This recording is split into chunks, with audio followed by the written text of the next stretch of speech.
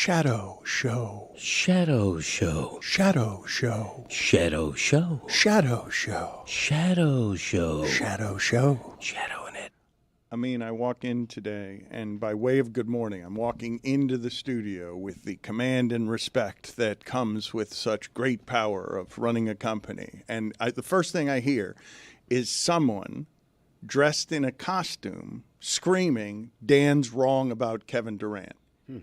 Dan is wrong about Kevin Durant, and evidently there hasn't been room in the show the last couple of days to tell me that I'm wrong about Kevin Durant. Jeremy, why do you think I'm wrong about Kevin Durant? What have I said recently that's wrong about Kevin Durant? His Suns last night beat the Miami Heat. The Miami Heat looked terrible at the end of the game.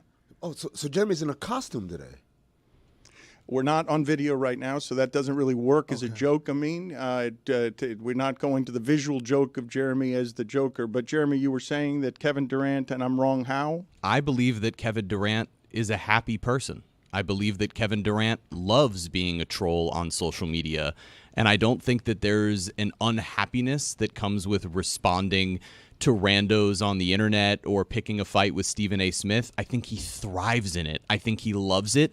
And I'll tell you, if I had the carte blanche to be able to just fire off whatever I wanted at the people criticizing me for doing my job or who I disagreed with about the structure of my business or my profession, I would be doing it 100 out of 100 times if I could without repercussions. Why don't you try that one day? Yeah. I Beat won't. Durant for a day. We'll give you carte blanche.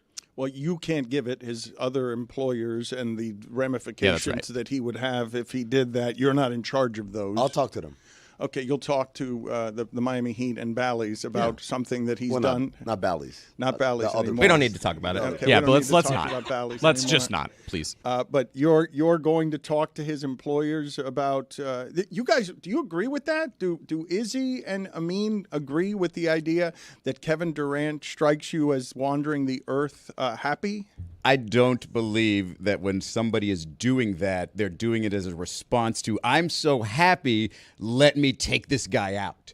It's a response. It's an angry response, right? And the freedom to do it does give you joy. But the fact that he focuses on that, to me, especially given how many things he can enjoy in life in his situation, tells me there's something there that doesn't make him happy. This is an amateur, psychiatrist on my part during the Shadow Show. So I wouldn't say this to Kevin Durant's face. It's just what I believe to be the case in most human beings. We're all over the place. He's angry. He's like, I just he's think happy. What is Durant? I need to know. Why could he not just be a person who's our age, who's just spending time on the internet, like at 1 a.m, like the rest of us, and just replying to people? I don't think that there has to be this inherent anger or unhappiness that comes with it. I just think that he's a dude who grew up on the internet. That's all. I would say, though, as I've seen, the loneliness of men turned trolls on the internet, as I've seen social media become a festering pit of angry, lonely men getting quote-unquote enjoyment out of trolling, doesn't really strike me as joy. The constant fighting with others doesn't strike me. Like, maybe you like competing at all times, and I suspect that Kevin Durant probably does like competing at all times. But I will tell you, just me personally, who has never minded a fight in 30 years, I'm tired of fighting the internet. It's a losing proposition, no matter how much power, because I'm not afraid of saying anything. Like, there aren't consequences to me on things that I say, but I'm tired of fighting the internet. I don't want to fight anymore. Like, I've been fighting here for a while, and that's not my disposition. I don't find joy in the fight, but maybe Kevin Durant does find joy in the fight. Certainly does at basketball. Do you remember when he was with the Warriors and the heart of it was, hey, we play with joy here, right? And then it just felt like that joy was just choked out of that team. And it felt like Steve Kerr was kind of pointing directly to KD saying, it doesn't feel like you are playing with that joy that we've won championships with, etc. That was noticeable there. you have everything you could want. You're focusing on the fans not wanting or not cheering for you as much as they cheer for Steph Curry. You're focusing on the negatives. And again, this is not a knock on Kevin Durant. This could just be his personality type, and it is what it is. Maybe he was born to sort of bring out the truths about the NBA and call out all trolls. But A weird thing to be born for. Exactly. But it just doesn't strike me, as you say, Dan, as somebody that's looking at everything with a joyful attitude.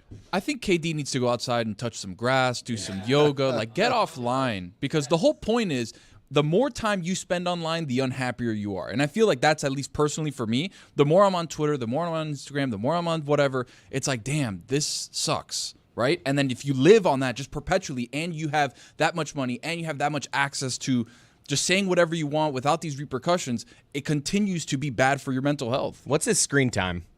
I need to trillion. know. I just think that there's an ability to not really be on social media all the time, check in every few days and respond to some trolls yourself and mess with them. It's not like Kevin Durant is some white dude in his 20s turning into the Joker.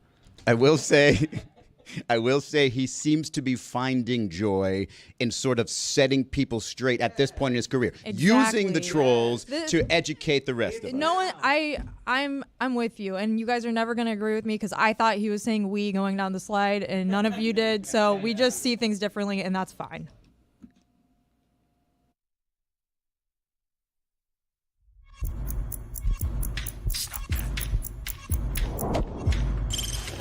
Stop that. Stop that. Stop that. I hear him chat to the noise. Move too quick, can't stop for the talking. I hear him chat with the walking. Just too sharp with the prize. White girls let it tell me I'm awesome. Yeah, hot like fire on the pan. If you wanna touch my please use caution. Cold like 0 degrees. I'm out the cage, gotta let out the beast. Revolutionary, gotta let out the streets. Locked in a cage, I'ma let out the Wake up, let out the sheets. We can't go on, man, forget my peace. You take the west, I'll take on the east. I'ma put him in the cage, never let out the I hear him chat to the noise. Move too quick, can't stop for the talking. I hear him chat with the boys. Man, so tough, but man's keep walking, yeah.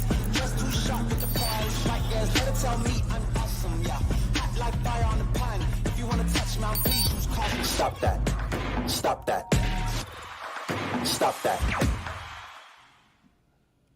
I know I've stumbled onto something that'll be fun for us to talk about when Amin gives me his own private show during our introduction, where he gives me his opinions on Kevin Durant that probably would have been useful for the audience to hear as well, given that he's our basketball or one of our basketball experts. But you were saying, during the introduction to Only Me. Well, I mean, you guys were on a roll. I didn't want to break it up. Everyone had their own pop psychology degrees out, and with the pipe and the tweed jacket. And I believe that Mr. Durant is afflicted with this kind of behavior. That's a pipe? You're Is talking that on a the phone. pipe? The That weird looks like pipe. a phone. That a does pipe. look like a phone. I've got patches on my elbows too. Everybody's calling me sanctimonious today, so I should have dressed the part. I should Today? have gone tweed. I should have gone tweed there. This is not an echo chamber. So the irony of our entire conversation is, if you want to know what upsets Kevin Durant, it's that kind of conversation. I just said that in here. It's the idea like, well, I'll tell you why he's upset or why he's having a good time. He would just say, none of you people know me. You've never had a conversation with me. How do you know whether I'm happy or not? Also, can't we just talk about basketball? That's what Kevin Durant would say to that. All totally fair, and the information that we have is you're smoking weed all the time. You seem to be fighting on the internet all the time, and when we saw you playing basketball, you left a champion, and everyone wanted to punch each other, even though you guys were winning all the games, and it was a little confusing to us because you went and did the thing you wanted to do. You won your championships. You thought you were securing your legacy. You didn't secure your legacy. And now we're talking about whether or not you seem happy or not, because we haven't seen a lot of joy in what it is. The results of what you're showing us publicly doesn't have a lot of mirth in it. Well, I think that a lot of stuff is lost in translation. Number one, our standard of joy is, oh yeah, you go to a champion and you keep winning, and that's joy. Or that's what is fulfilling career-wise. And I could see, I don't know, but I could see for him, like, okay, I did that. Now let me try doing something different. The intellectual pursuit of doing something different, which to the sports fans, like, what do you mean? You're just supposed to win 18 million in a row and then retire the greatest ever. And for him, it's like, yeah, got kind of boring. All the winning got boring, maybe, perhaps. He's still great. He wins last night against the Miami Heat. I would say Kevin Durant's game is going to age better than Jimmy Butler's game because he's always going to be able to get those jump shots and get all that scoring. The thing that I wanted to talk about from last night in basketball was what the Warriors did to the Celtics at Boston, and one thing in the middle of it that you don't see a lot of, which is Steph Curry makes the turnover. Steve Kerr rips him and then says after the game, quote, "The beauty of Steph is that I could yell at him." There aren't a lot of superstars taking that. Mm-hmm.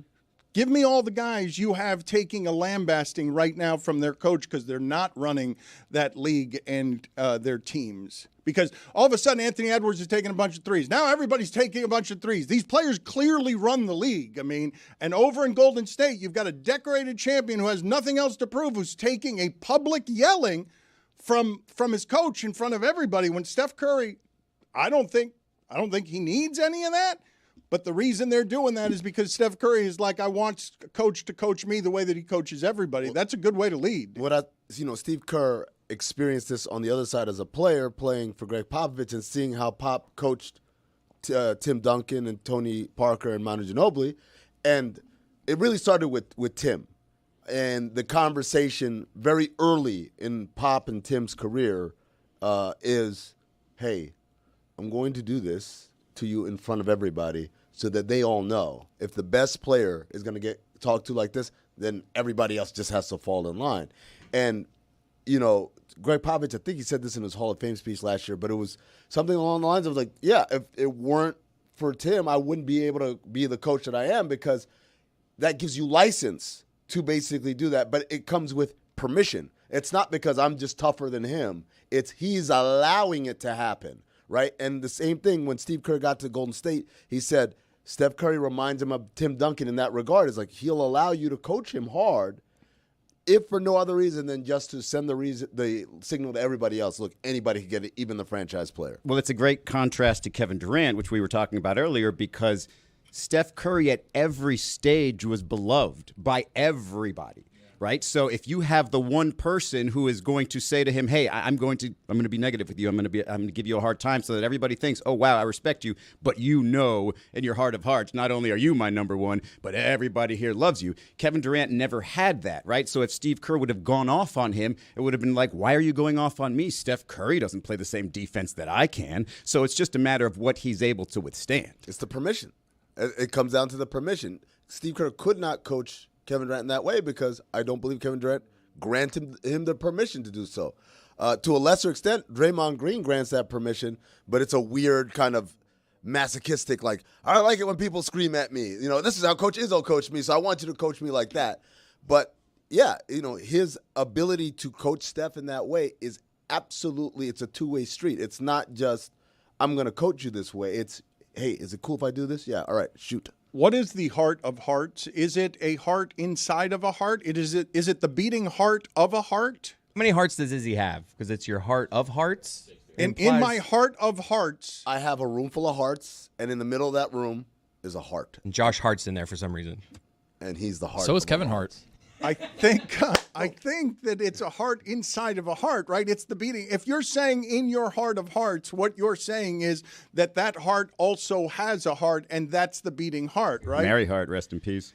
You guys can keep doing this, but I would like an answer to my question. Bret Hart. It's obnoxious, so it's probably some like Shakespeare thing or something. It is Shakespeare. Yeah, we're getting to it. But okay, but do you guys, when you say it, if you say it, Izzy was the only one who said it, but when you say heart of hearts, what is it that you're imagining? Surely it's not Shakespeare. Surely that when you say that, you're not holding. Not surely either. You're not holding up a skull and staring at it and talking to it. I'm kind of with Amin. I've got a room full of hearts for some reason, and I'm kind of just looking around, like, which heart am I going with today? Aren't there animals with multiple hearts, and That's one of them ridiculous, does most Izzy. of the work? No? I'll ask Ron.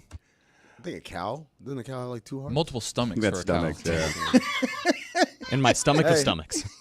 Tony, that was excellent work in a very small window as a mean just to ask something breathtakingly stupid.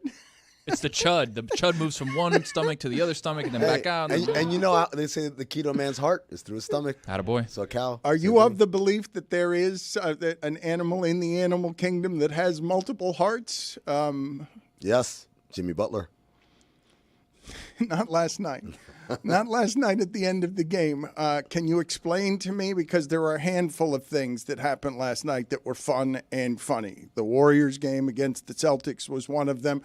John Morant and LeBron going back and forth on who's too small for the other. I'm so tired of that as a celebration that people keep going lower Just and keep lower. all the way love it. down, Dan. Here you go. I'm on the floor right here. Kevin Durant goes here with the 2 fingers. It's great. They've got to stop going so low. LeBron went all the way to the floor and saying that John Morant is at your kneecap. He can't do anything with you in the post.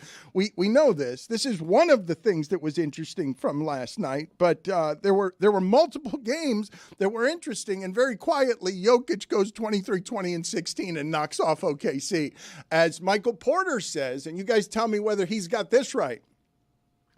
Michael Porter says this might be the last dance for the Nuggets. And I'm like, not if they keep the first 2 guys. It's not. It's only, like, you might think it's the last dance because they might get rid of you. It might be your last dance. It might be your last dance, but it's not everybody's last dance. He's like the Horace Grant of the Bulls, right? It's your last dance. We'll move on to Dennis after not this. even. More like B.J. Armstrong. Wow. Like, he's the 5th. He's not the 4th. He's not Horace Grant. He's not the 4th on that team. He's the 5th, is Who's he the not? third? Octopuses Aaron and squids, Gordon? by the way. There it is. Oh. I knew there was an Also animal. hagfish, Don't like that name. earthworms, roaches, cuttlefish, garden snails, multiple hearts. There you go. Not Roaches have multiple hearts? That's why they can Apparently. survive the apocalypse, Dan. Nuclear bomb hits one of them, bam, the other heart kicks in. A lot of heart. It says that their main heart is in their head. Of the cockroach. Yes. Put it on the poll, please, at Le Batard Show. Did you know the cockroach had multiple hearts? Did you know that the main heart of the cockroach was in its head? That makes me want to stomp them less. What? A little bit. Why? I don't know. There's a lot going on down there. You know, stomping cockroaches is a messy affair. It is. It's But your- it needs to be done. No, it doesn't. Absolutely. Dominance needs to be They established. they don't get that message. This is my house. I This is told not you your guys house. the story. This happened to me recently. My wife loves when I'm a fool, and I do it daily. Yesterday, I did it twice. Twice I was a fool. I Did you used say one his of... cow had multiple hearts? Is that what you Not said? that bad, Okay, no. all right. Not quite that foolish, no. The 2 mistakes that I made yesterday is I took one of the most expensive towels and I put it in a place that was just picking up flood water. I didn't know it was one of the most expensive towels. It was a bad towel. I also tried to help her with something and locked us entirely out of the house. But the time with the cockroach that happened recently, I told you this, and it's physically funny. I wish that I had the video of this. She's scared of cockroaches, and so it's the only time I could be, like, truly heroic. Yeah. And so I come running in with a shoe, and I went to go bang it, but I missed, and then barrel roll. No. Because I came in, so I ended up like in a hand next to a hamper, like all sprawled out, and the roach just ran off because I Did the roach give you a too small? I totally missed it, but I just combat rolled, and I missed it by this much, and I would have killed it. Like, it would have been theatrically great, but I wish I had video of it because it was so stupid. Quick question for the room. Funnier dance story that you wish were on video. That one or the one with him in the elevator with the beautiful woman and coming out with the drink, falling into the other elevator across the way with the drink splashing everywhere? I've got a third one I wish I had video of. The one where your dog died and you were in the car crying? That's a good one, too. I could also give you the guy who asked me about our show while I was in the middle of a testicular ultrasound. Great one. But I think if I had video, some of the best I would have. Like, if I've only had one video in my life that I believe could win America's Funniest Home Videos or finish in the top 3. Rookie. I was, and believe it or not, this story is going to it's going to test whether or not people believe it, because I was washing my car, and it's been a long time since I've washed my own car. and I couldn't get the hose to work correctly, so I was sort of shaking it, and eventually I threw it down, and as I threw it down, it hits, and the water goes in my face, and so I'm moving away from the water in my face, but then as my head comes up, I just run straight into the light that is on our porch. And just go straight down, because I ran into a light, and the light didn't even move that was on the porch. It was one of these big, big lights. And so, if I had the video of that. Can we check your ring cam history, please? It was pre-ring cam. I was washing my own car. It was a long time ago. I'm still thinking about your towel depth chart. So you have like some towels that are expensive towels. Like all my towels are on the same level. I don't really have a towel where like my wife's like, don't touch that towel. Like they're all egalitarian. They're all just towels. I live on the beach, and so there are a lot of colorful towels that seem like they've been there for a while that I didn't know were the expensive towels. And so I thought that they were just towels that we don't use very often. Every Hispanic family has the towels that are in the bathroom that you can't use, right? They're just there for show, pa bonito. So that I go in to wash my hands, and then I sneak it and actually do it. So I sneak and dry my hands on those towels, even though my wife is like, you got to air dry. You cannot touch those Wait, things. no, if but I touch them if and I'm they're at damp, I will go announce it to the homeowner and say, somebody's been using your fancy no, towels. wait, this is what you're missing. I don't do it in the front. I go to the back of the towel. I'm in the back and door. then I go like this to the back of the towel, and then I keep it moving. That way, Izzy comes to my house, goes to touch the ceremonial towels. Bam. I thought those dry. towels were there to dry the hands. Like, I know you don't use them to, like, they're not shower towels, but those towels are, when you're done washing your hands, you just do the little... Only in your fantasies can you dry your hands on those towels. Oh, man, I'm learning a lot today. I like that Izzy is like the towel inspector. He comes to houses, and then he goes to the bathroom, and then he checks to see if the ceremonial towel has been used by anyone else. And it's very convenient, by the way, that you then announce that someone's been using these towels. It wasn't me. I don't have fancy towels, but I have a fancy fold to my towels, right? So if you go to my guest room and you see my towels hanging fancily, do not touch them because they will droop and they will fall down. And if you can't fix them, don't touch them. I'm still on cockroaches, by the way. It's unclear if they actually do have multiple hearts. Google search is really giving me a tough time. They may only have one heart, but it's in multiple parts of their body. It's not their head anymore? I wish I could tell you. All right, I've got a number of questions, not about the roach. Please keep researching that. Put it on the poll, please, Juju, at Le Batard Show. Do you have a ceremonial towel?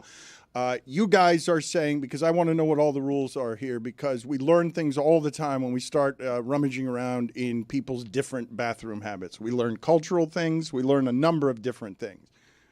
There are cultures that don't use the washcloth. I hate that. There's some failed basic hygiene learning there in not using the washcloth. We have learned about sitting and standing wipers. There are different all over the world, and some of them are learning right now that there is another kind right now. But I don't know what correct towel behavior is. And what Tony is saying there, while always a grift with Tony, somehow, if I touch a towel in somebody's house and I'm a guest and it's damp, that's not a good situation. That there's going to be some disgust because I don't know where that towel's been. I don't know where that dampness comes from. I don't know who used that towel for said dampness. And so I want to know what the rules are now of towels, because what Tony just described there, I did not think that the ceremonial towel was ever to be touched by anybody. And I believe your wife would be offended if she learned right now that after playing basketball or wherever your hands have been, wherever it is your hands have been, that they're clean on the back of towels that she doesn't want touched. I think there's a misnomer going on around here, a misunderstanding. It isn't a misnomer. Yes, it's a misunderstanding. I misunderstood what the meaning of misnomer was. There's a misunderstanding in that you got Tony like, I've got dirty hands, let me wipe them off on the towel. That's not what he's saying. What he's saying is you went to the bathroom, you washed your hands, soap, water, everything, clean, 20 seconds, did the happy birthday song, everything, right? Remember that? Shout out to COVID. You're supposed to do it twice.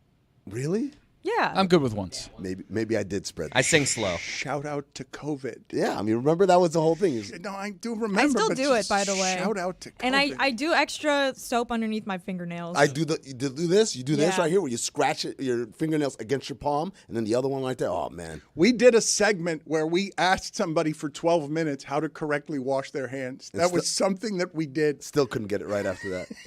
And now we're figuring out how to dry them. There you go. We've moved on. It only took 4 years. So now your hands are clean and wet. I need to dry them off somewhere. There are these towels that are hand towel size, right? There's actually 3. It's a tier system. It's the bath towel that's the big one. Right. Then it's like a face towel that's a medium one. And then there's the hand towel that sits You're on talking top about of all the 3. decorative towels that are like, some of them are like 50% embroidery or like 50% Ceremonial some towels. sort Correct. of What decorative houses thing that are you doesn't guys even going into? dry. Yeah, mine doesn't have like embroidery or lace on it. It's just a regular towel, but it's the towel that my wife says I cannot use, which makes me want Does to it use look them like more. the other towels? Yeah, Then it's the exactly the same same. You should But be you're able not to allowed to use use that one? Kind of. Look, What it's ma- a simple set of rules here. This all is right? like Animal Farm. Hold on. What made that towel so I special? didn't think That's what I'm trying to embroidered say. towels were used. I thought those were decorative. They That's might what not I thought even we were dry. talking about the whole time. What towel are you guys using when you brush your teeth in the bathroom to like wipe I your use use face my a off? toothbrush toothbrush for usually. that. The No, hand I'm towel. saying like after. Okay. Chris puts toothpaste I'm not on a al- towel and No, I'm scrubs saying to dry off your face after you brush your teeth. I'm not allowed to use It's a these good towels question. apparently. I used the same towel that I just hung on the door when I took Exactly. a shower. Attaboy, Dano. yes. No.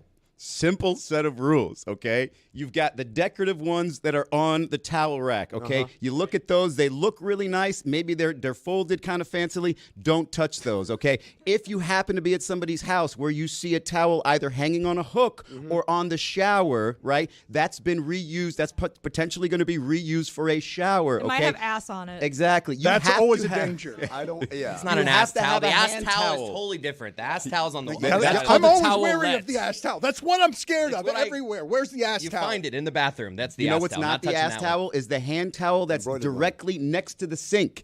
If the homeowner or home renter is not offering you a hand towel next to the sink, you're in the Wild West, man. You don't know what to do. You could get ass to the face. You could get reprimanded by doing all this fancy towel. You have to have a hand towel on the side of the sink. You guys are doing this all wrong. Look, the only one that doesn't have ass on it is the smaller ones, right? The big ones, a big bath towel, anything goes there. Which smaller ones? Because I think Tony mistook the real small ones for washcloths. The The washcloths are embroidered one absolutely ass can't be towels. used for anything. Yes, you can, because you know it hasn't touched anybody's ass. It can't be used for anything other than decoration. The embroidered towel is not to be used for anything. I need to dry my hands. Let me add something else, which I've learned, trial and error.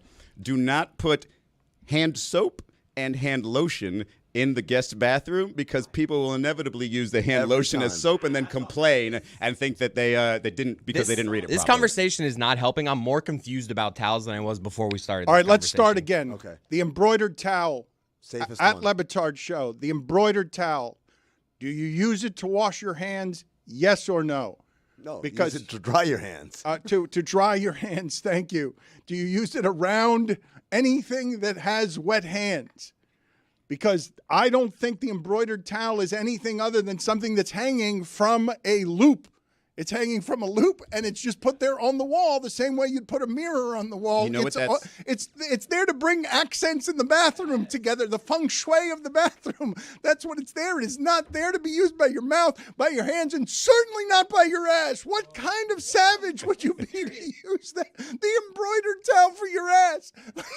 Drying That would your be like hands. it'd be like rough too. Oh, that would hurt. Drying your hands with that towel would be the equivalent of walking into the person's house and cleaning your feet on the area rug in the living room No. instead of the mat. No, it's not the equivalent of that. I'll tell you why. Because you've washed your hands. My hands are That clean. is true. He keeps You're bringing missing this the up. washing. The hands are clean at this point, guys.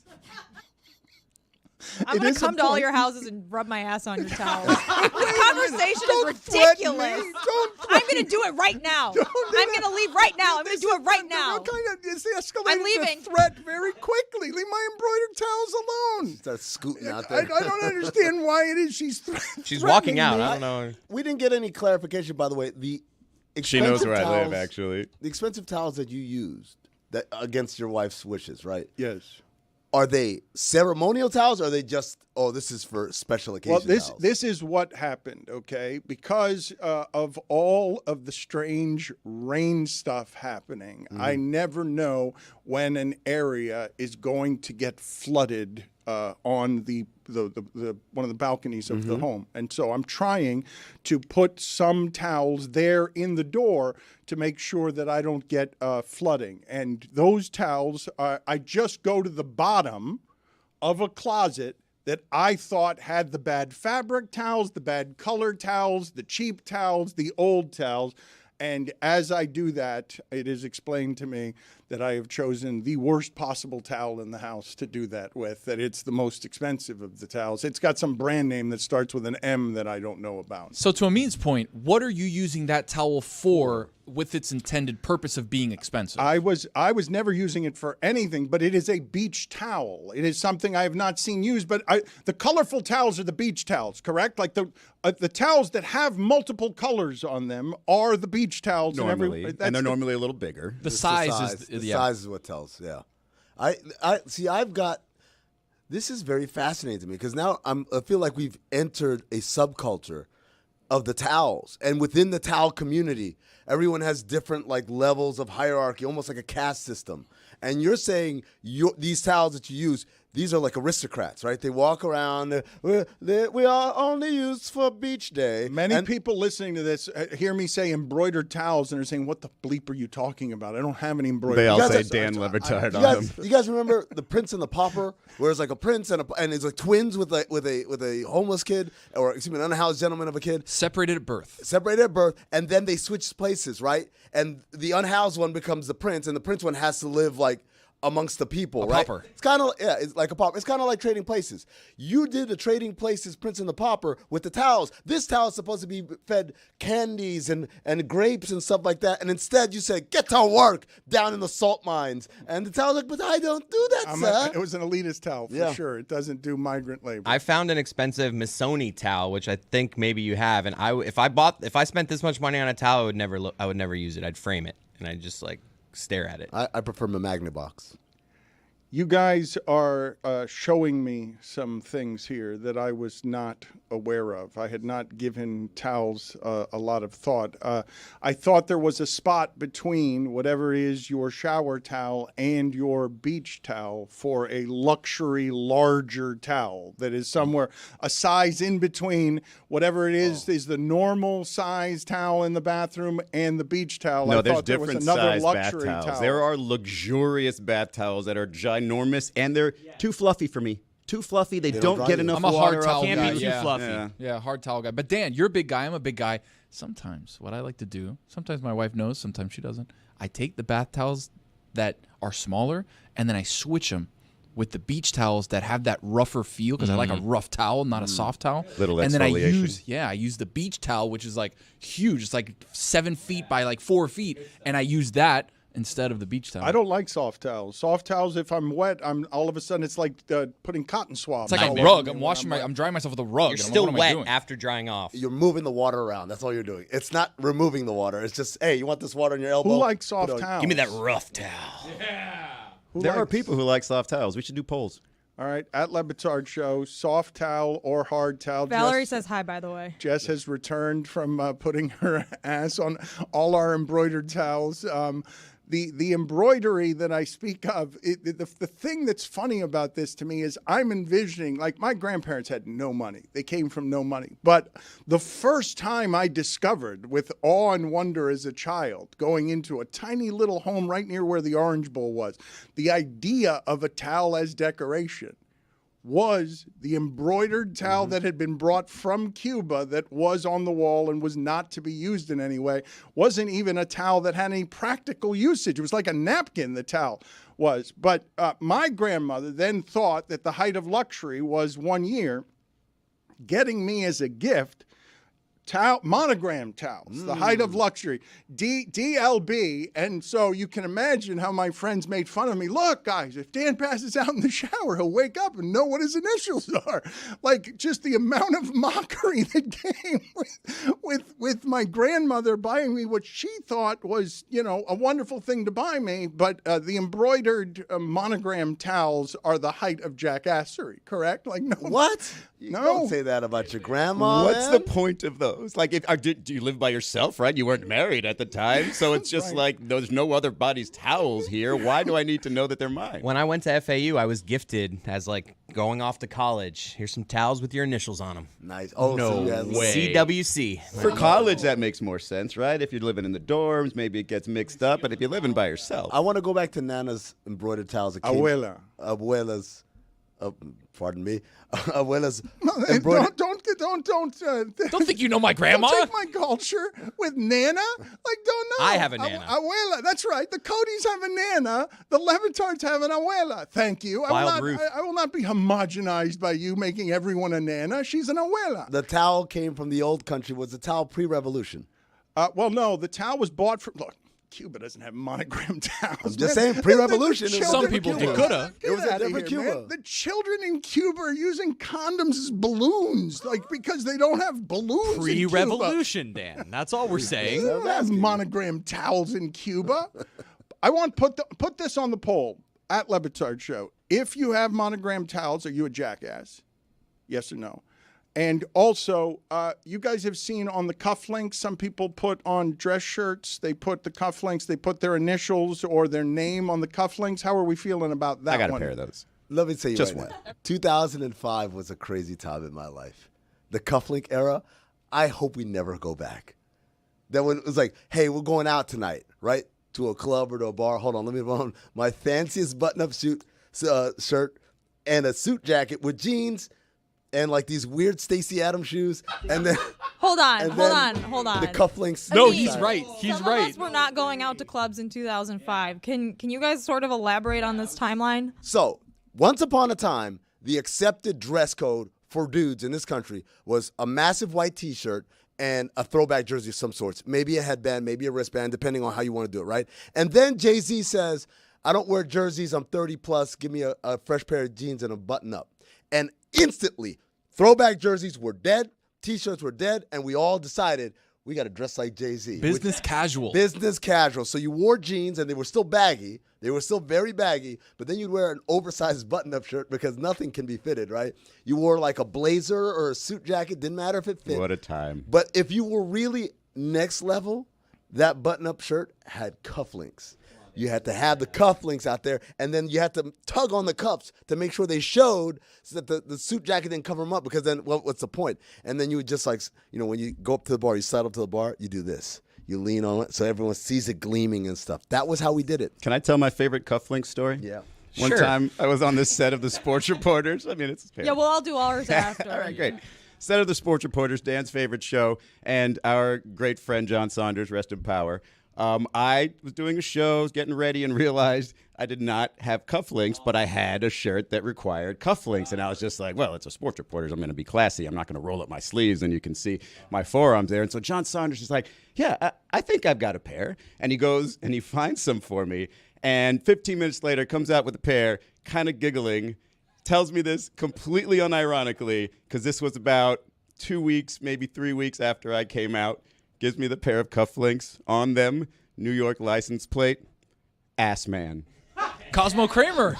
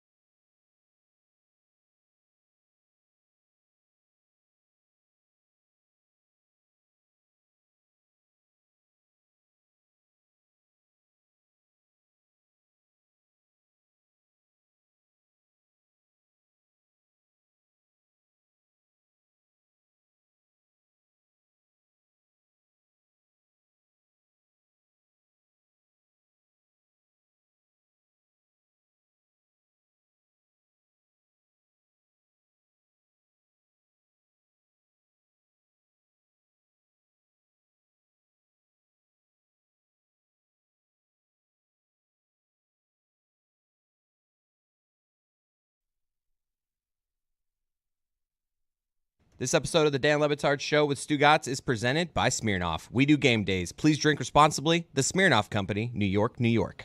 I've got a lot of basketball stuff that I want to get to with Izzy and Amin, but I don't want to leave a lot of meat on the bone from the last segment because Jessica told us, and again, some of the best show happening when we're not on the air, where Jessica's saying, yes, you got to go dry the hands off on the pants. The side of the pants is the way to go. And Izzy's saying, just air dry them. Just air dry your hands entirely where you're spilling droplets all over But it's clean droplets. the mirror.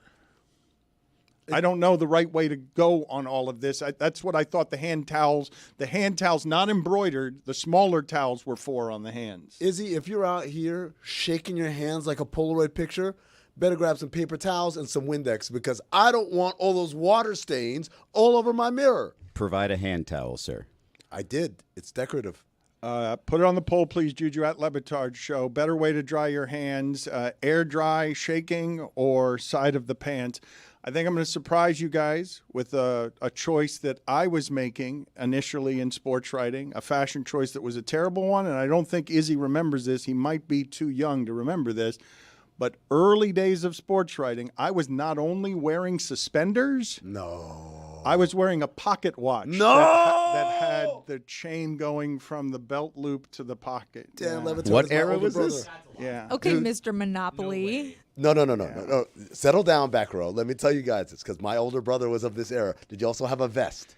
I did not have a vest. I wasn't working the rest. I was trying to figure stuff out in the 1920s. I was dating various flappers. You're lucky. It looks like the internet does not have any evidence of this. It was a dangerous time, man. I remember watching my brother, and I'm like, "Are you doing this for real?" And he's like, "Yeah." You know, he just was like, "Yeah, this is the thing." But I could tell he wasn't sold on it. Dan, were you sold on it? I was scared. I was trying to be different, and it was outside of my personality. Now I'm picturing Dan in some of the actual outfits that were of like my era, like the overalls with the one strap on, one strap off. Like you had to rock that, Dan. No, just suspenders. Call my mother, Chris, and see if she has anywhere any of this. The pocket watch was the greater offense. Both of them. And you kept it in the pocket, Yeah. and then you occasionally pulled it out to check the time, or Yeah. you hung it out of the Well, pocket so people knew you had it. That was, but you're going to make fun of this. This was a gift from my late grandfather, though. So it had Eddie Abuelo. Murphy style. Abuelo, thank you, Papa, as you would say it if you were culturally appropriating it. Yes, but it was a watch that broke open, and you just read the time. It was Did it a play a circular did it play a piece. nice yes. song or anything? Did it have No. like a tick tick tick sound when you opened it? No, it was not a song. Did It you also- definitely ticked. Come on. Did you also wear a wristwatch and have the pocket watch too, or was it just the pocket watch? Did you occasionally hypnotize people with it? Do you think that there's a matching accessory of a wristwatch? I think if you go pocket watch, it's a redundancy to have any other kind of watch. Tony just asked, "Did you also wear a belt with your suspenders?" No.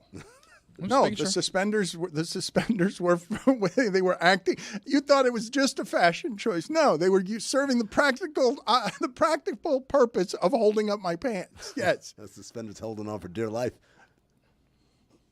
Why you got to do that? Put it on the poll, Juju. Were Dan's suspenders holding on for dear life? Because they were. I wasn't buying the right size. Oh no! I had weight fluctuations. Was it digging into your shoulders? I mean, it was tight. It was like doing resistance bands.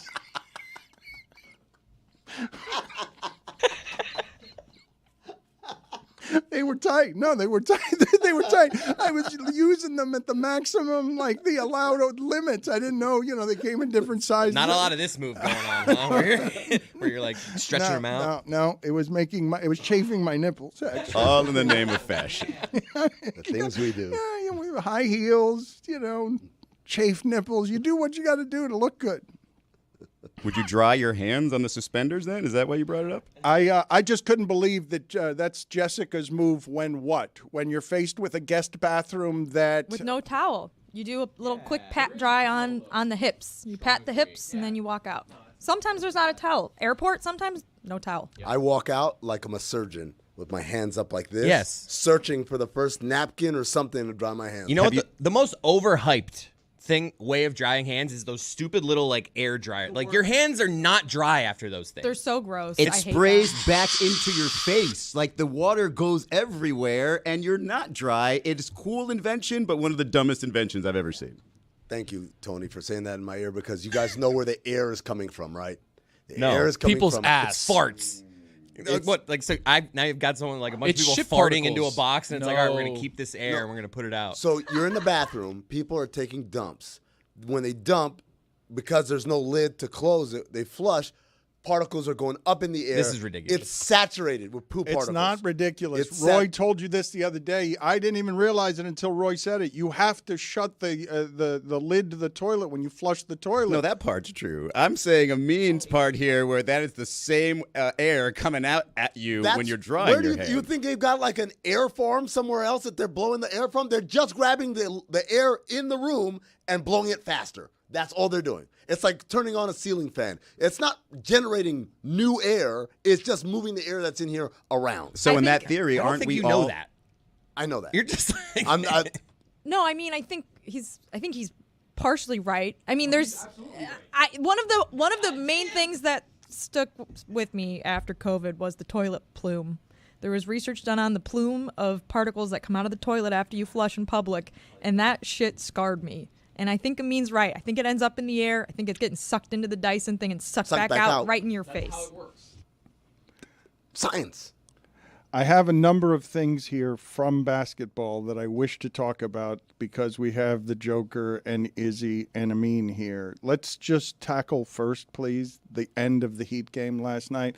The Heat are now 3-4. They've lost 3 bad home games to 3 playoff teams, but middling playoff teams. They haven't actually played any of the good teams yet until last night, and then they lose at the end and can't get a shot off at the end, and Jimmy declines to go for 2 when they're giving it to him and then doesn't know what to do at the end of the game, and it's botched as poorly as it can be botched at the end of that game. So thoughts on where the Heat are 7 games into a season where they've played Orlando and they've played the Knicks and they've played Sacramento, and those teams are fine, but I don't think any of us think of those 3 teams as champions. And 3-4 when you've lost your home games against teams that are just okay and lost all of your home games, not a great start to this trip on the West Coast. Yeah, I mean, this one was in Phoenix, and at the end there with Jimmy Butler, he needed a 3, so you're not supposed to take a 2 there. Didn't have any timeouts left. Their last couple losses have been frustrating against the Kings after having a lead in the second half, and in this one after playing a pretty decent third quarter after just being terrible throughout the third quarters coming in. They are figuring things out. Like you saw even last night, they played both rookies, Pelle Larsson and Kel'el Ware, and they both had a couple of moments, but it's clearly not the rotation Spo is looking for. It's clearly not, if you look at the sort of styles they played from game 1 to now, they're still making adjustments there. I think in an odd way, it's encouraging for this group to be close with these teams. I mean, look at Phoenix. I think they have 1 loss so far. So I don't think necessarily it's anything wrong with the group. I just think it's one of those things where if you just stare at Jimmy Butler and Bam Adebayo and look at their performances, you don't think, hey, those 2 are going to carry me to a championship. Heat's last 3 losses, up 13 in the third quarter versus the Knicks, up 15 in the third quarter versus Sacramento, up 15 in the third quarter versus Phoenix. Those leads don't mean anything in today's NBA. Those are totally irrelevant leads at this point in the NBA. They mean something specific to the Heat, and it's something I've been talking about the whole time, which is this team is offensively starved. What they're able to do offensively is nothing short of a miracle of excellent execution, of great coaching. But at the end of the day, there is a stint in every single Heat game where it's like, can't score anymore because all the pretty offense can't get you a bucket when you really need it. And that's why I keep saying they need somebody in there who's just a walking bucket. I thought that was Terry Rozier. I thought that's what that was. Well, that's the part that's interesting is the starting lineup has been pretty horrendous together. Well, that's what's happening in the third quarters. Yeah, and that's why last night, actually, they took the lead in the third quarter. That was the difference between last night's game and the other 2 games when you look at those leads, is the leads in the previous 2 were big leads that they had at the half and then proceeded to blow early in the third quarter and get blown out in the third. Last night, they made the adjustment, actually, of taking Niko Jovic out of that lineup, starting Haywood Highsmith, and they played great to start the second half. They played really good defense. It led to offense, all the things that they talk about. To me, the interesting question for Spo moving forward is, what do you do not only to sort of solve some of the offensive woes of that group, but also what do you do to inject some offense off the bench? Because primarily right now, the main lineup where it's, hey, one starter with a whole bunch of guys off the bench has been Jimmy Butler plus a whole bunch of guys off the bench. I wonder if the difference may be, does Terry Rozier potentially come out of that starting lineup and become the guy of, hey, go be a looter and a riot against the other team's bench. Go get yours then, because right now, as the fourth option, they're essentially, we talk about there's only one ball to go around with some of these superstar teams that have 3 superstars offensively. This right now is a team where the starting lineup, it's only one ball to go around with 4 above average offensive players, and they're just trying to figure out the best shot every possession. They should be more than one ball. But to Amin's point here, when you're talking about sort of an overwhelming offensive presence, the Heat don't have one, right? So far, it feels like Tyler Hero has to be the guy. If he's good through the first 3 quarters, hey, that's got to be the guy late in the fourth. And nobody's going to feel good about that. Nobody's going to feel great about that in a close game. The idea with this team is, hey, we've got so much variety on offense. It could be anybody at any given time. We could get hot for a game, and boom, we're up by 20 in the fourth quarter. We don't have to worry about that. But when it comes to that, Jimmy Butler does not look overwhelming offensively. Bam Adebayo does not. Tyler Hero does not. And certainly Terry Rozier does not yet. What's interesting about what you say there, Izzy, is Tyler has been as good to start this season as any season in his career. He's been efficient. He's shooting 45% from 3. He's been making all of the right reads offensively. And what has been interesting is here at the end of these last couple of games, in those final possessions where you need a bucket, or where in the final couple of minutes you need someone to initiate your offense, the ball has not been in his hands. I mean, it's been in Jimmy Butler's hands. We know what the ceiling is on all of these players, okay? Bam has not been good this early this season, so you can tell me all you want about Tyler Hero, but if Bam's going to give me one game in the first 7 where he looks like anything that he's been his career averages, he's giving you one game.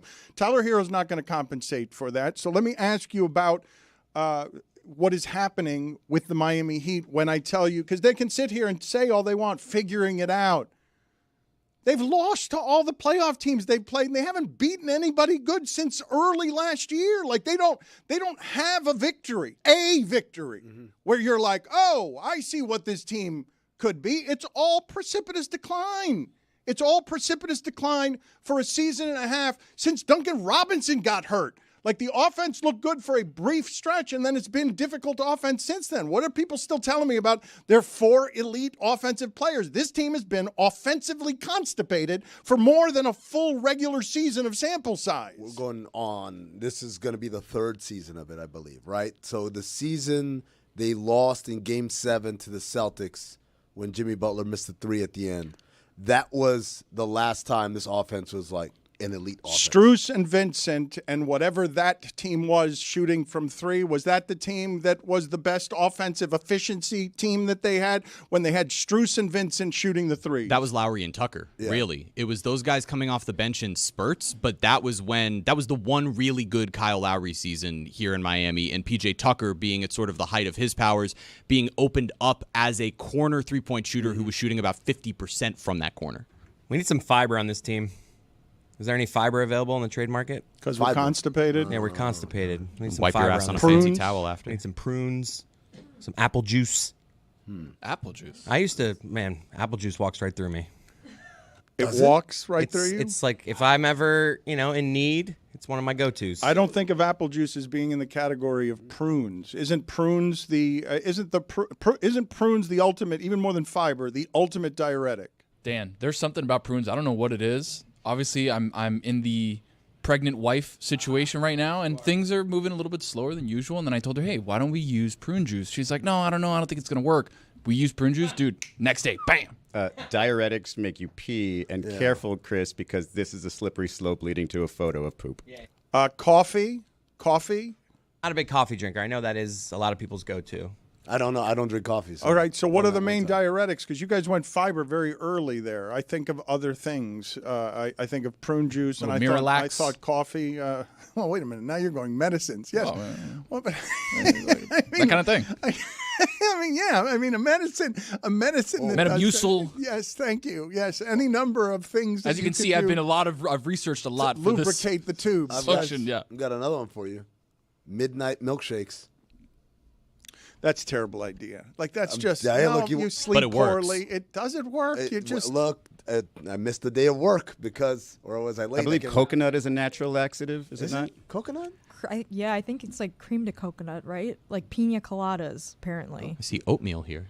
Amin did miss a day of work because he had a milkshake at midnight. These are difficult problems. This is how Meadowlark Media does it around here. He just missed the next day because he had a milkshake at midnight, and he's here to tout the restorative effects of the milkshake at midnight. It'll help you go to the bathroom, and then you go to the bathroom so much that you won't show up for work the next day. Look, hey, do you want a solution or do you want another problem? Maybe just a late night text from Dan Le Batard. That makes you. It'll get the heat going. Ah! From last night's basketball games, Yes. you enjoyed what the most? Because it brought me a blessed serenity to see somebody beat the Celtics. It seems like it's been a while. Oh, Dan, it's not that they just beat them. It's they kind of humbled them. It looked like, yesterday on Oddball to preview the game, we did this little exercise where we're whispering advice into people's ears, right? And so I whispered to Steph Curry's image. I said, this is what you got to do. You got to go out there and you have to remind these people, I own you. You are all my children. And lo and behold, he did it, and he didn't do it in the usual Steph Curry way of, an amazing shooting display. He did it moving the ball. He was so good passing. They were operating. I was very optimistic on what Golden State was going to be going into this year because I thought, look. Well, you never stopped believing in them last year. No. You always expected championship pedigree to do something in the playoffs and become what they've become through 8 games this season. There's a difference between I'm not counting them out, which is kind of like, look, man, I've seen these guys do crazy things, and what they were going into this year, what they did in this offseason, I was incredibly optimistic. I said, look, man, yes, Golden State has been a dynasty on Steph Curry and Klay Thompson and Kevin Durant and Draymond Green and those guys. But there's another part of this where it's like their role players, their supporting cast was always top notch. It's always these high IQ guys that were really good players in another life, but they came here to be high IQ role players. Iguodala, Sean Livingston, Leandro Barbosa, Andrew Bogut, David West. Like all of these dudes were just super tough, super smart, knew how to play. And I thought that was so underrated about what they did. Is that people thought, it's just Durant and Curry and just give them any 3 guys, whatever. Like, no.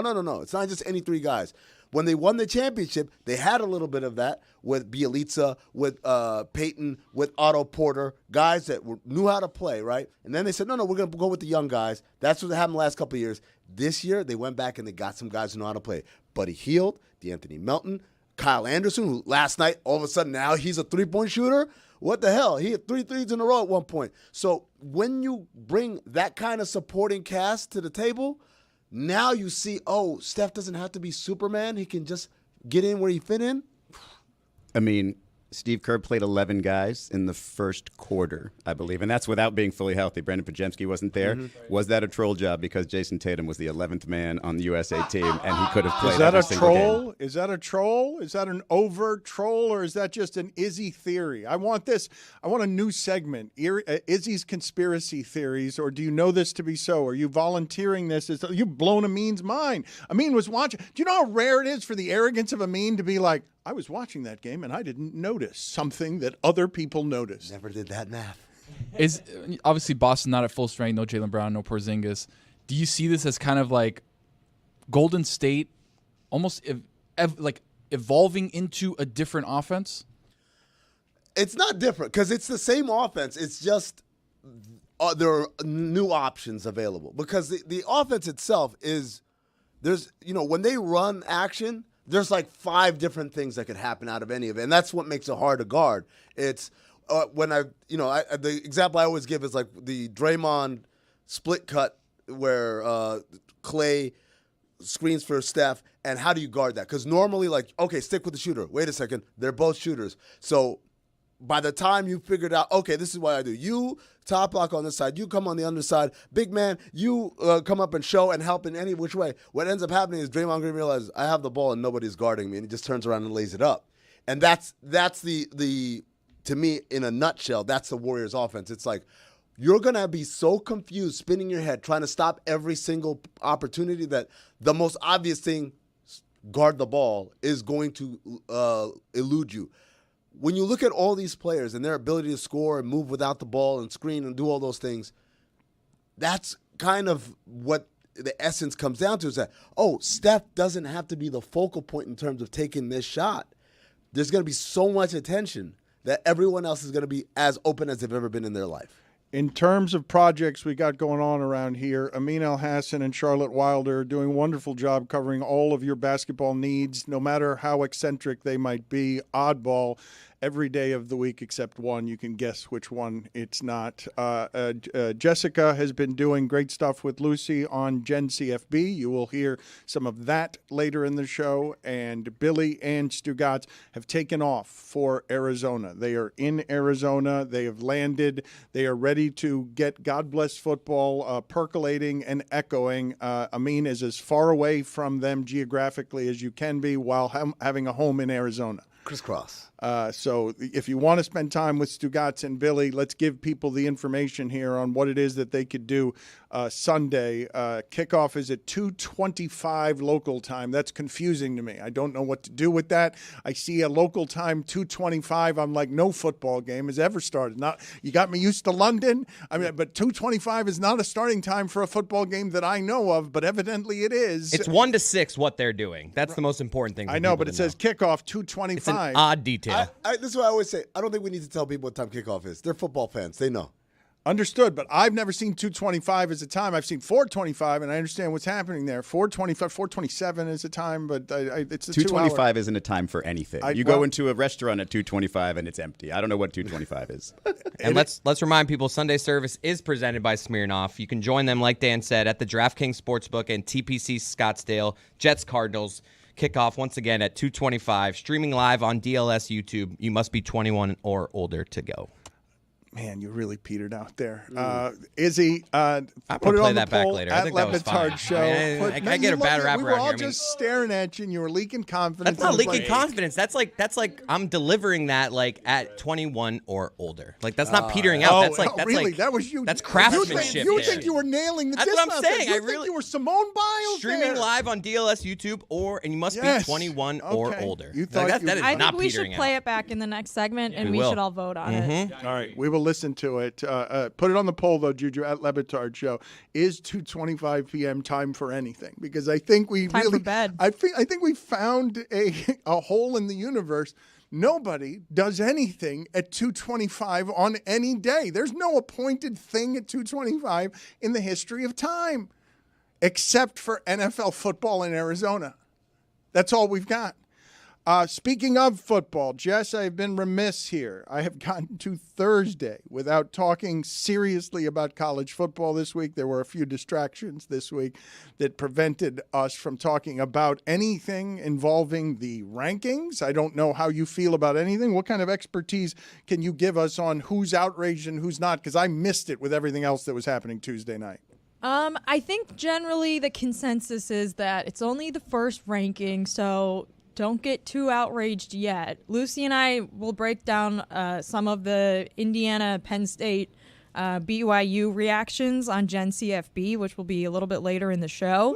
But I think that was sort of it. It was like the undefeated teams that, Indiana and BYU, namely, not being ranked a little bit higher, they were unhappy. But both of those teams, I think, will get a chance to move up the rankings as teams ahead of them have to lose because they'll be playing other ranked teams, or as the season goes on and Indiana has to play Ohio State next week. So the I think assessment it might work itself on out. these teams with the schedule that they've played help me, because this is just it's a cursory analysis by me that Pittsburgh was a fraudier unbeaten than Indiana is as an unbeaten, that Indiana is something closer to Miami as an unbeaten, where there are questions and there are doubts, but people are ready to understand that this BYU, even more so because there aren't questions about their schedule the way that there is about Indiana and Miami.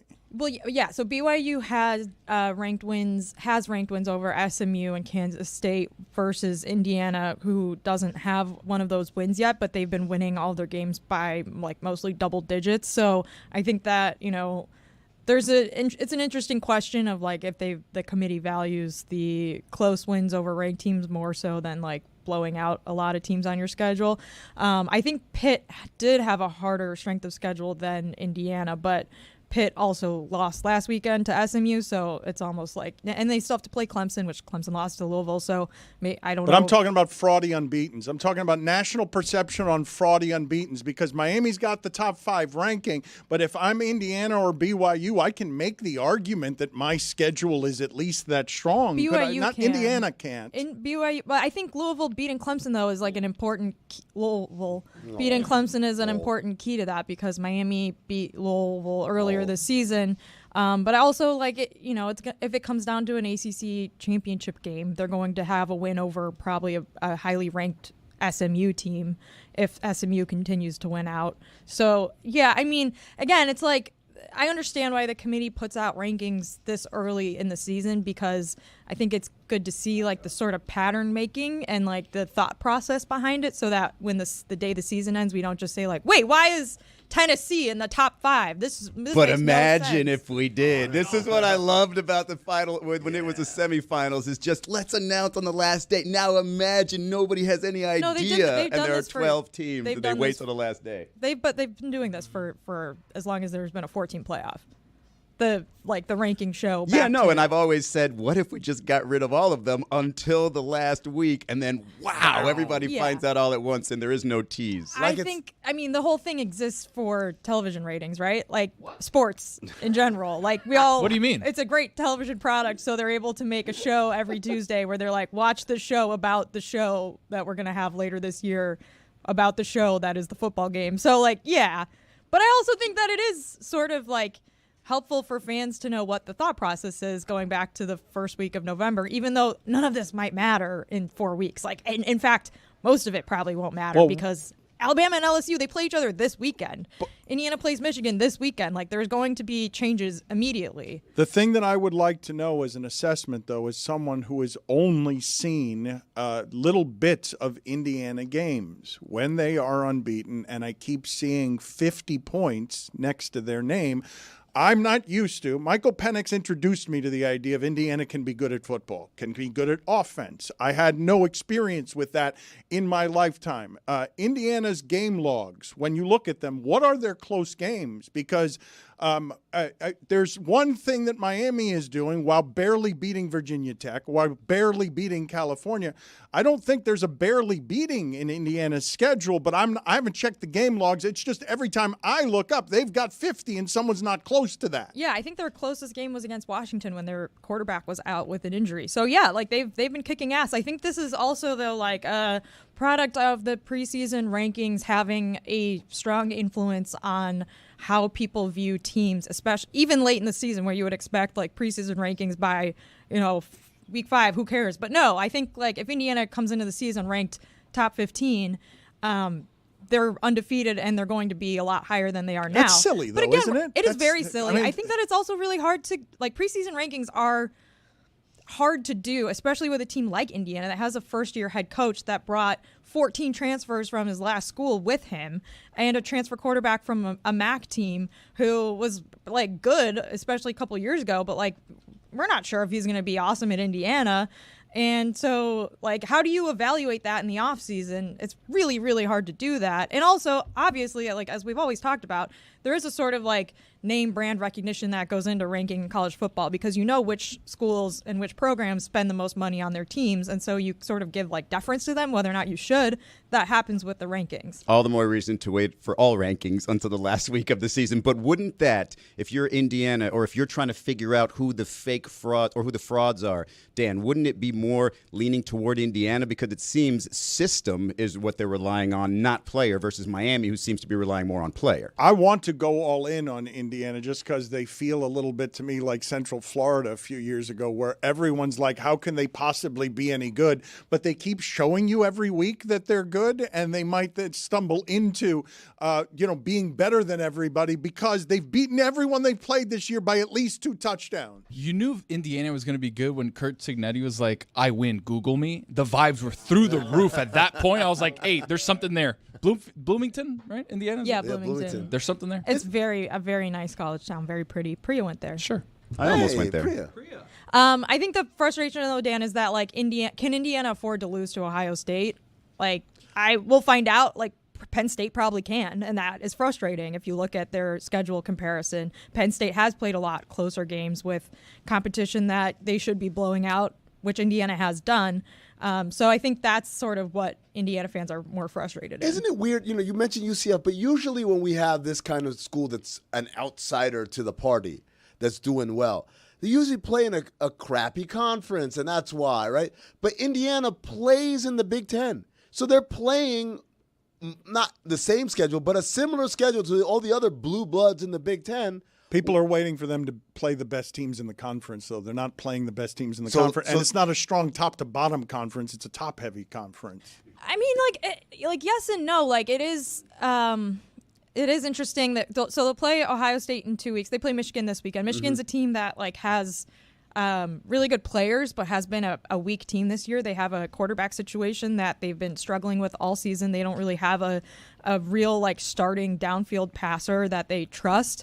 So they've been doing weird things with the quarterback position. They've got a lot of players on their defense out. Their defense is still really good. So even though Indiana is like a 14.5-point favorite, I think the margin of victory, if they do beat Michigan, will matter. But if you say, like, yeah, they haven't played anyone yet, well, Penn State didn't really play anyone until last weekend either. Like, they beat Illinois earlier in the season, 21-7, which looked good at the time, but now Illinois has gone on a downward skid towards the end of the season. Whereas, like, also, if you compare head-to-head, Ohio State played against Nebraska last weekend. It was a very close game. Indiana blew them out, like 56-7, I think the final score was. So there is, like, some comparisons. I'd love Indiana to surprise everybody. The transitive property doesn't work in college football because there's, like, schemes matter and sure. If Indiana undresses Michigan, no matter how bad they are this year, people will start paying more attention to whatever this is, that we maybe got it wrong all season since before the season on Indiana because we're just not used to Indiana being Isn't any that good. 14.5-point spread pretty telling also? I definitely think the idea that people don't believe in Indiana is going to be something that permeates the nation in football until Indiana actually holds up several trophies. I don't think people will believe that Indiana is a national elite at football until several championships after they've won the championship. That's why when you bring up UCF, to me, when I watch this season, Miami is closer to that 2017 UCF team than Indiana is. We're talking about basically 2017 UCF with a good PR agent because they are absolutely. Is that Mike? I'm not going to say it. Well, I think Miami, at this point in the season, like the 3-loss Louisville team is now ranked. Maybe they will lose a couple games and be unranked when the season ends, but Let my boy cook here. He's sure, ripping Miami. I get what you're saying. They have a couple of good wins against okay teams in a conference that is clearly not the SEC or the Big Ten as we look at the state of college football. You see a team going undefeated in a mediocre conference with a great quarterback, an incredible offense, a defense that gives up so many points that you're in every single game in the fourth quarter. But you're undefeated. A win's a win. And to me, I will cape up for this Miami team to be in the top 4 of those rankings because they deserve it. Because, guys, winning every single game, no matter how bad your conference is very difficult. You can disparage it all you want. I don't even care to argue Not disparagement. about whether or not the University of Miami is actually excellent. You cannot argue with me that they're uninteresting. Like, you will not be able to argue Exactly that it's my an point, Dan. uninteresting team. It's a fun team. And I figure that Amin's in town only because the highlight of his football existence, I believe, was as a Georgia Tech alum last year, showing up and ruining Miami's season because they couldn't beat your beloved Yellow Jackets. The highlight of my football existence post-college, right? Like, when I was in college. Calvin Johnson was there when you were in college? No, I was Joe Hamilton and And Des them White. boys. Des White. Yeah, that's my era back then. But we were top 5 in the nation. We lost a close game to Florida State at Tallahassee, where Peter Warwick was just incredible. Like, it was a time. That was definitely the heyday. But this weekend, I was supposed to go to home. It's homecoming at Georgia Tech. I was gonna. Miami go. can lose that one, man. Dude, Miami can lose that. Can one. lose it. Where's my camera? I'm guaranteeing it. No. Yeah. No. Yes. No. Yes. It's not going to happen. Guys, Got the shorts on too. Jessica's Yeah. on record as saying Miami's going undefeated. That schedule is too No, easy. No. Well, guess what? It gets a little harder on Saturday. Not that much harder because Georgia Tech's 5-4 and not that good. Doesn't matter. We weren't that good last year either. that's your best argument. Yeah, but Cam Ward didn't play for them last Hey, year. then he's in for a rude awakening. Okay. Regardless. Wow. Yes. A rude awakening. Ooh, A rude awakening has been officially declared. There it is, the face of rude awakening. If he has a milkshake at midnight, be careful in the morning. Rude awakening. Has the show figured out where heyday has come from? What is that? What is the heyday? Is there a day when horses get hay? Is it hay? Is it horse related? Horse feeding It's time? not spelled H-A-Y. What is a heyday then? I don't know, but it's not. The critic doesn't have the solution. He only has the mockery.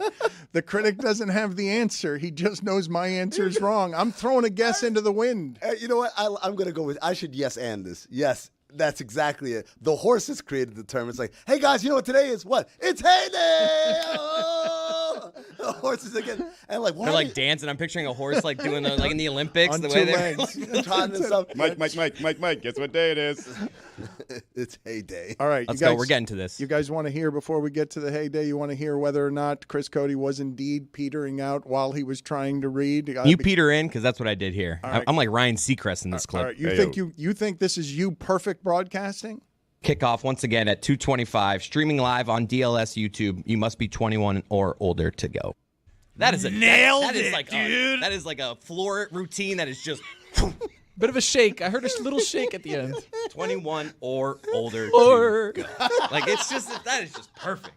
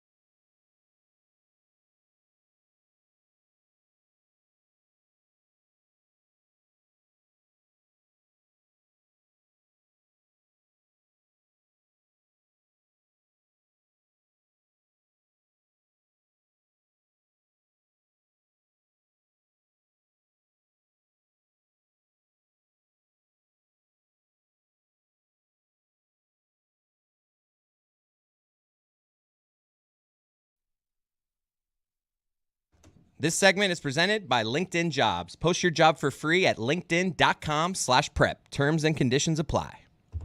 Ryan Seacrest. David Sampson has an opinion. David Sampson. Ryan Seacrest probably wouldn't talk at the exact moment that his partner was going to You got to talk. lay out there. You got to know that joke's coming. I've got to lay out there. Okay, very good. David Sampson of Nothing Personal fame is with us now, and I have an assortment of questions to ask him inside and outside of sports. But let's get him in on our towel discussion here for a second. You guys would assume, if you had to take betting odds on this, Obnoxious towels. that for sure he's got monogram towels, correct? We're agreeing that there are oh, look, Absolutely. He's shaking his head no. He will Absolutely not. not. All right, so Expensive towels. tell though. us about your towel situation, please. I heard what all you said, and I am just blown away. I've got towels that have strict assignments, and they are in certain rooms for certain purposes. So in the bathroom, there are 3 hooks on the door. You have the bath towel. That is used for when you get out of the shower for your body. Then you've got a towel that is used for your ass. Then you've got a towel that's used for your face. And so you know which towel to use for which part of your body. So therefore, you would never have that happen. Secondly, if a guest uses a towel, and I keep towels in the guest room that are not for show, they're for use, but after every use, they are washed because I wouldn't want a guest to repeat a towel. Thirdly, I put napkins in the bathrooms because then people can use the napkins to dry themselves with a garbage can right next to the door if they feel as though the towel may be dirty. The napkins sometimes break up when you're washing your hands and use a napkin to dry them. They break up and then they have a little residue and it's like, ugh, disgusting. That's a fantastic point, which is why you have to use 4-ply napkins. Great point. You can't use like the Dixie cup napkins. You also don't consider the climate at all in any of your consumption, correct? That's not true at all. That's not true at all. I only do full loads of laundry. Full, like packed. Thank you for that. The jokers laugh back there as the world actually burns. one David Sampson towel at a time. David, I could go into your bathroom at any given time, and there is an ass towel just hanging center between 2 other towels. It's in an order. You wouldn't know because I just told you. Now you know the order of the hooks, but I do that wherever I am because I don't understand the concept that people do where they use a bath towel and they use it for their front and their back. Do they remember which side they've used if they're using the same towel? Well, first of all, everything's David, you're clean. But the idea of using 3 separate towels after you take a shower is serial killer behavior. I'm literally trying to figure out your system. Your system is you have one towel that you use for your entire body, including the taint, the ass, every part of Hell your yeah. body, one towel. Yours is way more complicated. I guarantee you've used the ass towel on your face before an accident. No You've way. done it. Oh, I You've done it. guarantee you I haven't. No way. No chance. He's a germaphobe. He knows no exactly. chance. Look, Oops. let me explain something to you. This I know about David Sampson if I know no other truth. Wherever he is on earth, he knows where that ass towel is. Right. And that's how The only thing. I may know nothing else about him, but wherever he is anywhere in the earth where that ass towel has been used, it's not getting near his face. No chance. That's why it The exists. only thing you know. I'm going to break into your house and just rearrange your towels. It's also especially dangerous because do you or do you not have a sense of smell? I can't remember. He doesn't. So I don't, but that's not relevant. I didn't start this just post-COVID in 21. This has been a thing. Now, I was made fun of in college because when you're in a dorm situation where you share a bathroom and you share a room with someone, it's a totally weird thing that you have to do with your hooks and your towels because people tend to come into your dorm room and think, oh, that's an available towel to use. And that was the beginning of people understanding certain things of mine I do not want touched. When it comes to you being an organizational person, what would you regard as your strangest obsessive compulsive or anal quality compared to others? Well, I can only compare it to the people who I'm around. I am very, very organized when it comes to the dishes and when it comes to my clothing, and that I don't want to wear. I happen to live with someone who wears the same pair of 3 underwear because you wash them, put them back on top, and then you just wear the same ones. I don't get that. When I do wash, I put them on the bottom of the pile. When I do dishes, I put the dishes on the bottom. It takes an extra second because you have to lift like the 8 dishes you didn't use out of the cabinet, put the 2 dishes you did use on the bottom, and then put the 8 on top back. And that way you get equal and even use of all of your stuff. I do that with silverware, dishes, socks, underwear, shirts. As a matter of fact, You I do that rotate with your everything. silverware. I rotate. Yes, otherwise you're using the same 2 forks. I don't even understand the concept of people not doing that. He just blew my mind with that. I just realized I have plates that I've never used before. Like those 5th and 6th ones Put it down, on the I've poll, never used Juju. those. Do you have plates that you've never used before? I'm going to say half of my plates I've never used before. I'm going to say half of them. That means Really? that you're not wearing your things out at an even pace. So how do you know when they have to be replaced? I mean, it's just a plate. It works every time. Do plates get worn out? That's what I've never looked at my plate like, oh man, this one, I need to change this one out. Silverware get worn out? No. But you're using the same fork. It's fine. You can criticize it all you want. I'm not going to change what I do. It works for me, and it's very easy to do. It's not like a sickness I have. It's not hard to put 2 forks underneath 10 forks when you're in your silverware drawer. I'm not criticizing. I'm asking the question, does my fork get worn out? I believe that forks get worn out because the constant in the mouth. Some people put their teeth on the fork, which is obviously disgusting when they eat. Yeah, that drives me sound. insane. I That hate scraping that. noise. The fork, I've got to say, I think most people listening to this would say the fork's lifespan is plus 20 years. Never thought about it. I'm thinking most people listening to this are saying the fork is not slowly rotting one mouth bacteria at a time. It's going to endure for decades. Well, you can especially do that if you're using one fork time and time again. I think you're lowering the useful life if you're using the same thing. How about looking at your skivvies? Don't you have to replace them more if you wear the same 2 pair every other day? Skivvy's a great term used by 80-year-olds all over our land. At Le Batard Show, over or under on age of person who uses skivvies, 80 years old, over or under. Also put on the poll at Le Batard Show, expiration day of the average fork, 20 years, plus or minus. I'm taking the over like by another 20 years. Like when I bought silverware when I moved to Florida, 'cause it was the first time I ever needed to like buy silverware. I was like, I'm gonna have this silverware until I'm like 65 years old. That was my thought process. I better pick something sleek because I'm gonna have this for the rest of my life, baby. How often do you turn over your silverware, David? Switch out the sets of No, silverware. like new silverware. You're like, when are you due for new silverware? I have a useful life of stuff that just rotates in different parts of my life. So there's premium silverware, which is to be used for dinner, secondary silverware for lunch, and then for guests, there's a 3rd set, and it's priced that way. And that for guests, you have like plastic or the sort of Costco type silverware, and that stuff is the 10 years. My silverware is probably every 5 years. It's not all that expensive. You by got the way. guest silverware? Well, yes. I don't want guests using what I use. Look, that's gross. Let me explain something to you. He is in a place where he's making sure that guests are using different things than him, and he is fully aware at that time of where his ass towel is. Like wherever it is, he is in the world. In the world, he knows that. Look, he's building a stadium over here for the Marlins, and he knows where the ass towel is. Like these are the things that his head is occupied by. David, how much would I have to pay you to take a bite of a sandwich that I've already bitten? For you to take a bite of my sandwich that I've already had? I've taken a bite of my sandwich, and then I'm holding it over to you, and you have to take a bite from the same spot I took a bite from. I just wouldn't. There's got to be a number. There is a number. Yeah, obviously there's a number, but it's a big number. It would require your dad's help, is my guess.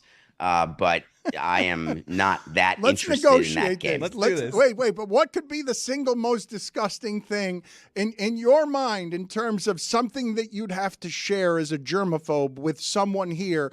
Which is the one in your imagination that is most troubling to you that we'd have to pay the most for to get you to do? Easy. Putting on someone's stained underwear. Wow, Christ, aggressive. Yes, no one. I was going to say sharing a burrito. Yes, okay. Yes, that was an easy one. I'm sorry I made it so easy. Can you get a little more human and do something that the rest of us would also maybe do that you're disgusted by? I don't share straws. Okay, I don't. What if you're romantically involved with the person with whom you're sharing the straw? It wasn't the reason I'm divorced, but it definitely came up. Is you're willing to have sex with me, but you will not share a straw, and I found that to be a reasonable boundary. That's a great argument, by the way. How did you counter that? I said it's disgusting to share a straw. The judge banged their gavel after that one. Yeah, it was a good one. That's why there's a divorce. I had no answer. I had to run. David, your thoughts here on Joel Embiid's suspension, 3 games and $1 million, not insignificant, $1 million for putting his hands on a reporter. Well, I think it should have been more. I just was surprised what Joe Dumars did. And you've got the basketball experts right there in your studio. Let me tell you my reaction as a front office. I went to see Joel Embiid after speaking to the league, and I said, all right, your knee's good to go right now. He got healthy really fast, and he's serving the suspension Wednesday night, Friday, and Sunday, so he's ready to go for the Emirates in-season tournament. And I don't like how that worked, because the way Joe Dumars stated it was that when Embiid is able to play, the suspension will start. I'm not sure when Embiid was going to come back. He hadn't played all year, and all of a sudden he gets suspended. Hey, I'm good now. I would have played today, so this counts as game 1. So I am not in favor. I would have had him do it later in the season, or I said it on Nothing Personal, and you said it on your show. I love the idea of making him play games instead of sitting games as his punishment. Do you have any thoughts? Because I heard this on Nothing Personal, and I haven't heard it elsewhere. Have you guys heard a lot of people saying the NFL is in bad shape? That the NFL is in bad shape. Have you guys heard that many places? Never mind that there are, a lot of 2-win teams and some of the teams are shitty, but you have, what do you mean? You have said on Nothing Personal the NFL is in bad shape. I want to clear. I mean, it was a full segment. I love that you heard the snippet. I really do. But here's what I said. For the first time this century, they have 9 teams after week 9 with 2 wins or fewer. That's never happened this entire century. And what Roger Goodell has been craving is this parity. He wants to live in this world of mediocrity. And what's happened is it's actually gone the other way. And you've got a huge band now, a large standard deviation between teams that are good and teams that are bad.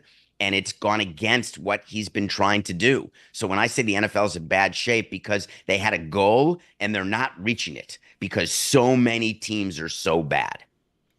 What's the movie you're reviewing for us this week?